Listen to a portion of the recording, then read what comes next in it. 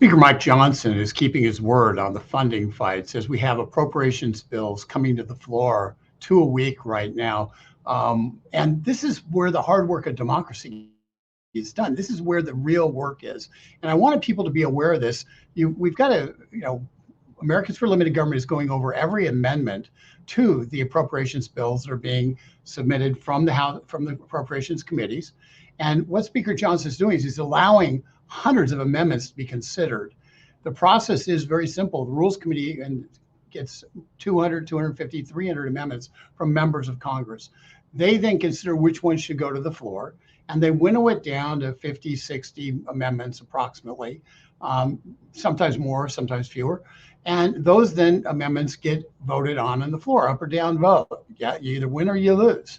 And a lot of those amendments get voted by voice vote, where everybody says, yeah, do that amendment, yay.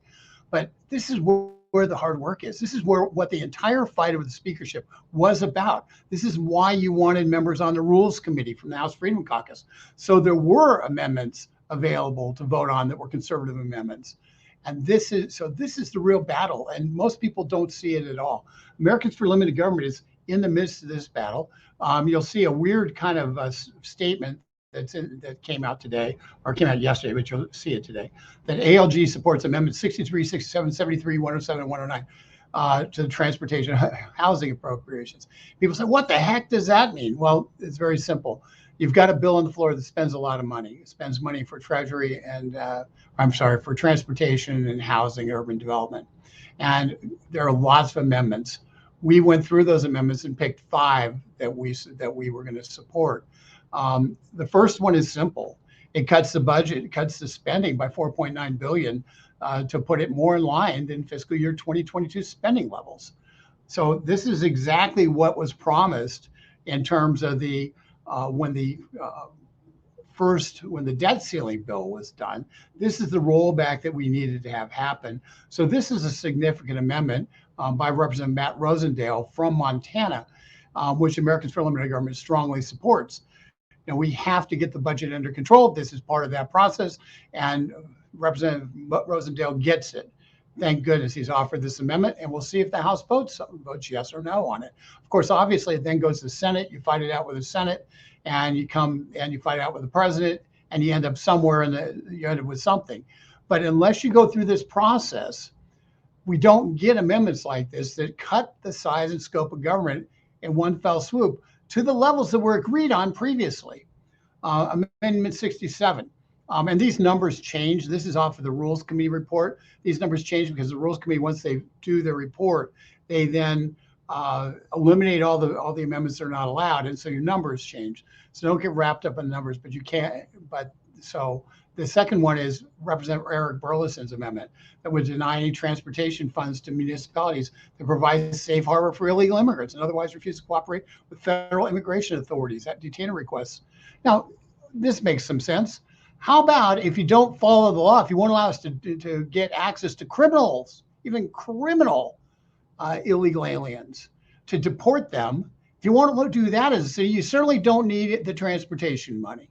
Well, good on you, Representative Burleson. You're doing a great job, and you had a great amendment last on the Interior bill that we supported as well, which ended a regulation, just cut a regulation off at the pass that the U.S. Supreme Court had said was unconstitutional. Yet, the EPA doesn't care. They keep going and spending money on it and working on it.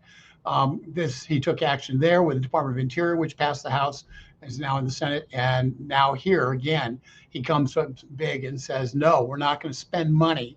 We're not going to spend transportation money on cities or other localities that do not allow for the federal government to deport illegal aliens or criminals. It's crazy. It's crazy. And what's more, even cooperate in terms of any level with that. So thank goodness, Representative Burleson, we're on board. One that struck me is really important. Representative Andy Ogles is stopping, defunding the implementation of the National Highway Traffic Safety Administration's CAFE standards for passenger cars and light trucks. And what this is the National Highway Transportation Safety Administration come up with regulations that make it so the internal combustion engine is obsolete, that the internal combustion engine will never be able to meet. Hybrids can't even meet it. And it is and so we're talking about a direct attempt by a government regulatory agency to legislate the internal combustion engine out of existence. Representative Ogles is exactly right in saying no to this, and we strongly support his amendment. And Representative Harriet Hageman from Wyoming has become you'll remember she's the one who replaced Liz Cheney, is doing yeoman's work on the Judiciary Committee, but also on a number of amendments, both from Interior and on this one, where she's basically saying, hey, it's time to get back to work, and putting the foot down in terms of all the federal workers who are working from home. What people don't realize is, Washington, D.C. is still effectively a ghost town. The federal workforce has not gone back to work. Harriet Hageman says, you will go back to work and you will put in your hours. And this is a very practical, but a very important change to start putting Congress's foot down with the Biden administration's attempt to essentially continue remote work forever with no accountability whatsoever. So good on you, Harriet Hageman. We really appreciate you doing this. We support it. Those are the 5 amendments that we decided that we would support. Two of Hageman amendments are basically cover different aspects of the remote work, and they're incorporated in this one thing. If you want to read this statement, go to getliberty.org, and we will keep you updated. And remember, we are going to be there. This is where the fights are. This is where we decide the size and scope of government.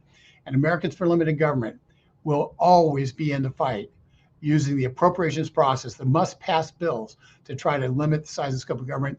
Thank you for these members of Congress who are joining that fight, and we are happy to be able to support these amendments. With that, this is Rick Manning, President of Americans for Limited Government, signing off.